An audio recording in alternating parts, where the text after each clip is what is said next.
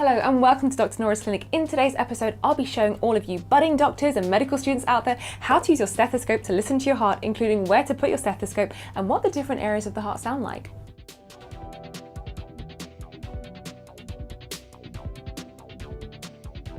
Lub-dub, lub-dub. That is right, our heart actually makes two noises, but how does it do that? Well, to understand this better, we need to see inside of the heart. Inside of our heart, we have 4 different valves that control the blood flow inside of our heart. And those valves are the aortic valve, the pulmonary valve, the tricuspid valve, and the mitral valve. But what are valves? Well, if we imagine valves to be like a leaf almost, they sort of contract and they open and they contract and they open. And that allows the blood to flow through the different chambers of the heart, through the ventricles to the atria and vice versa. Okay, so the aortic and the pulmonary valves are responsible for pushing blood outside and they create the second heart sound. The tricuspid and the mitral valve are responsible for the blood going from the atria to the ventricles and they create the first heart sound, the lub. So you have lub-dub, lub-dub, lub-dub, lub-dub when those valves contract. Well, as doctors, we like to use our stethoscope to listen to the chest in 4 different areas, and the reason being is because it helps us to understand what the health of those valves are doing. For example, if that valve isn't working very well, you may end up with something called a murmur, which is where the valve may be leaking or it may be stiff and it's not pushing that blood out. So it gives a bit of a turbulent flow of blood, which gives a whooshing noise. So sometimes you may hear a heart sound rather than it being lub-dub, lub-dub, lub-dub. It may be like lub-dub shh, lub-dub shh, lub-dub shh. So it's really important for us to understand where the valves sit in relation to our chest when we're doing our stethoscope examination. All right, but where exactly are those valves? Where do they sit and how do I use my stethoscope to listen to it? Now, a few tips when you are using your stethoscope: make sure that you place the earpieces into your ears in this manner. The reason being is because the air needs to travel into your eardrums through the ear canal like so.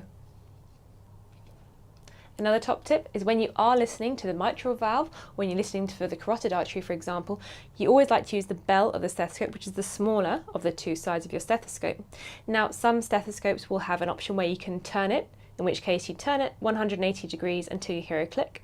And some other modern stethoscopes out there will actually have both the diaphragm and the bell active at all times. For this part, I'm going to need a model. Model here. Perfect. Let's get listening to the heart. The first area that we're going to listen to is the aortic valve area, which corresponds to the aortic valve. And now this is best heard over the second intercostal space right of the sternal border, which translates as the second rib space right of the breastbone. Let's take a listen.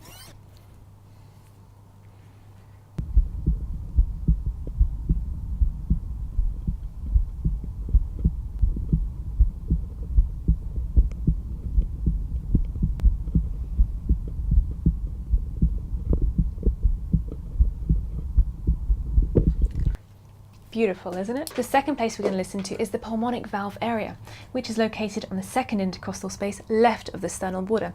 This area corresponds to the pulmonary valve. Let's take a listen.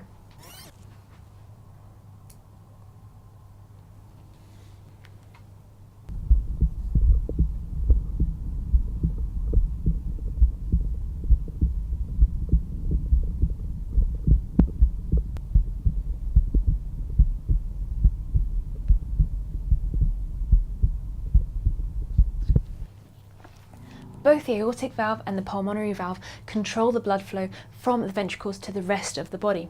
And when they contract, they create the second heart sound that we hear, the dub, dub, dub, dub, dub. Now it's time to listen to the tricuspid valve. This is best heard over the 4th intercostal space left of the sternal border.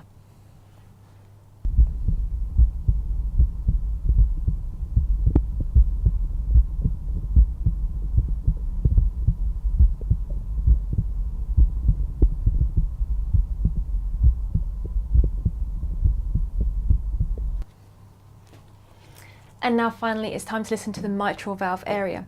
This corresponds to the mitral valve, which is best heard over the 5th intercostal space mid-clavicular line, which translates into the middle of the collarbone, 5th intercostal space. Let's take a listen.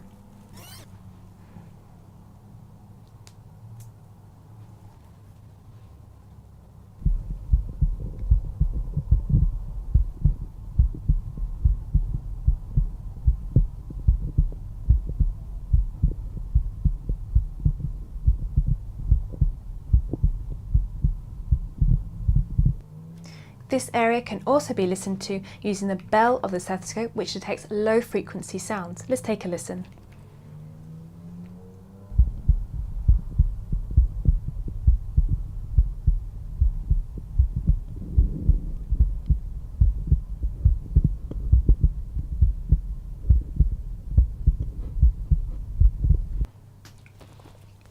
Both the tricuspid and the mitral valve control blood flow from the atria to the ventricles, and when they contract, they create that first heart sound that you can hear, the lub, lub, lub, lub. And as you heard throughout all 4 different areas, you can hear that beautiful sound that we hear, the lub dub, lub dub, lub dub, lub dub. And that helps to give us an indication how the heart valves are doing, if they're working well and if they're contracting as they should be. And it's important for doctors to know this as well, because if there are any added heart sounds, then it may be an indication for murmurs. It sounded beautiful. To be honest with you, listening to it made me feel so relaxed, and I could definitely fall asleep to that noise. Thank you very much, Mr. Model.